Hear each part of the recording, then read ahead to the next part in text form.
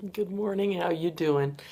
Coming up on 7 o'clock, going to check the news, see what kind of trouble we've gotten into during the night.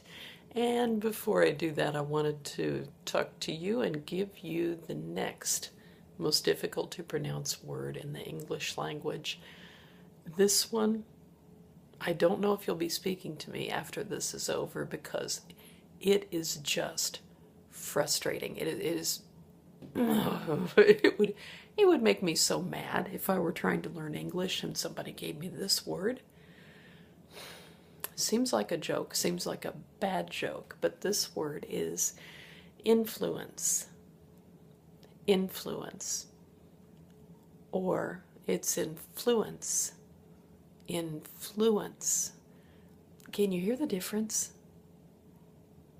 Seriously, can you? Because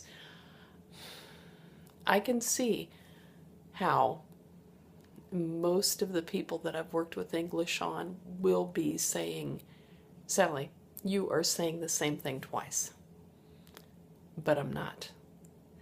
And one of the things about this word that is the most frustrating is that you can't even know how you're going to say it until you know the context of the word. How is it used in the sentence? Well, if it's used as a noun, the emphasis is on the first syllable.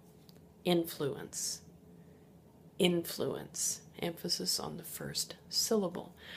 For example, I could say, that man has influence over his colleagues. Influence. Obama had influence over the UN. Influence. Okay, so that's emphasis on the first syllable. That is a noun. Second example is influence. This is a verb. Influence. That has emphasis on the second syllable, emphasis on the penultimate syllable, the second to last syllable, and it probably makes more sense to Brazilians to say it this way because your tendency is to emphasize the penultimate syllable, the second to last syllable. It's still frustrating though. Influence. The way I would use this is I would say, he would like to influence you to practice speaking English. He would like to influence you to practice speaking. Or, I hope that will influence you to speak more freely, to practice the word. Influence. Okay? So, emphasis on the first syllable is a noun. Emphasis on the second syllable is a verb. Then we get to the last point about this beautiful monster of a word. Influence or influence. The C makes an S sound. S. Influence, influence. And the E at the end of the word. Why is that even there?